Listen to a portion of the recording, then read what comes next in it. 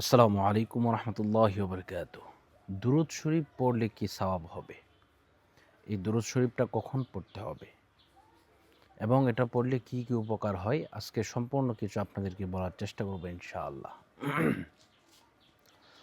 দেখেন, আল্লাহ পাক রব্বুল আলামিন কুরআনুল কারীমের মধ্যে ইরশাদ করেছেন, ইন্নাল্লাহা ওয়া মালাইকাতাহু ইউসাল্লুনা আলান নবী ইয়া আইয়ুহাল্লাযীনা আমানু সাল্লু আলাইহি ওয়া সাল্লিমু তাসলিমা।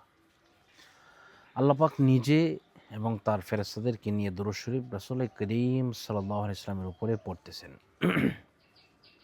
আর আমরা যে দুরূদ শরীফ পাঠ করব, এমন একখান দুরূদ শরীফ আছে, এই দুরূদ শরীফ যদি কেউ জীবনে একবার পাঠ করে, তাহলে তার জন্য, সে যদি ঈমানের সহিত মৃত্যুবরণ করতে পারে, তাহলে তার জন্য বেহেশতে যাওয়া আল্লাহ পাক রব্বুল আলামিন ওয়াজিব করে দেবেন।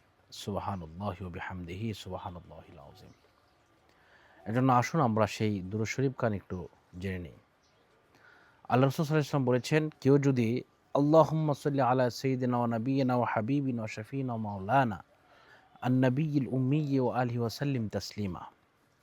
এটা বুখারী মুসলিম এর মধ্যে রওয়ায়াত রয়েছে, বর্ণনা রয়েছে, কেউ যদি আল্লাহুম্মা সাল্লি আলা সাইয়্যিদিনা ওয়া নাবিয়িনা ওয়া হাবিবিনা ওয়া শাফিঈনা ওয়া মাওলানা আন-নাবিয়্যিল উম্মিয়্যি ওয়া আলিহি ওয়া সাল্লিম তাসলিমা, এই দুরূদ শরীফ যদি কেউ জীবনে একবার পাঠ করে, আরেকটি কথা না বললেই নয়, আমরা হয়তোবা অনেকেই জানি আবার অনেকেই জানি না, দুরূদ শরীফ পাঠ করা কিন্তু আমাদের জন্য সুন্নাত। কিন্তু জীবনে কোনো একবার না একবার আপনার দুরূদ শরীফ পাঠ করা কিন্তু ওয়াজিব। আপনাকে পাঠ করতেই হবে। আপনি যদি পাঠ না করেন, তাহলে আপনি গুনাহগার হবেন। এজন্য রাসূল সাল্লাল্লাহু আলাইহি ওয়াসাল্লামের উপরে দুরূদ শরীফ পাঠ করলে ৩টা বিষয় আমরা সুন্দরভাবে, ৩টা বিষয় থেকে আমরা হাসিল করতে পারি। ১ নাম্বার হচ্ছে রিজিকের অভাব দূর করে দিবেন। ২ নাম্বার হচ্ছে আপনার যদি রোগ বালাই হয়, আপনার যদি বেমার হয়, রোগ হয়, সেগুলা থেকে আপনি অবশ্যই মুক্ত হবেন।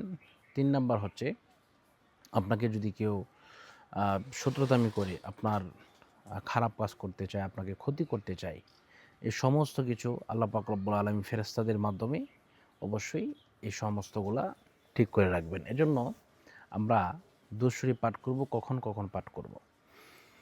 সবচেয়ে ভালো সময় হচ্ছে ফজরের নামাজ আদায় করার পরে দুরূদ শরীফ পাঠ করা, এরপরে মাগরিবের নামাজ আদায় করার পরে দুরূদ শরীফ পাঠ করা।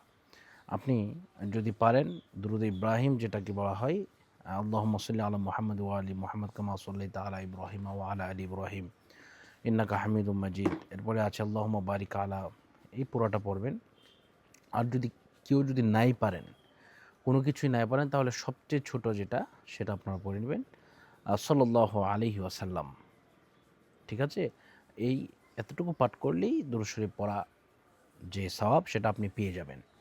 আল্লাহ রাসূল বলেন, মান সাল্লা আলাইয়া ওয়াহিদাতান সাল্লাল্লাহু আলাইহি আশরা, যদি কোনো ব্যক্তি একবার দুরূদ শরীফ পাঠ করে, আল্লাহ পাক রব্বুল আলামিন তার উপরে 10টি রহমত নাজিল করেন এবং 10টি গুনাহ কেটে দেন। সুবহানাল্লাহ। এটি সবচেয়ে বড় একটি ফজিলতের আমল। তো আল্লাহ পাক আমাদেরকে কবুল করুন।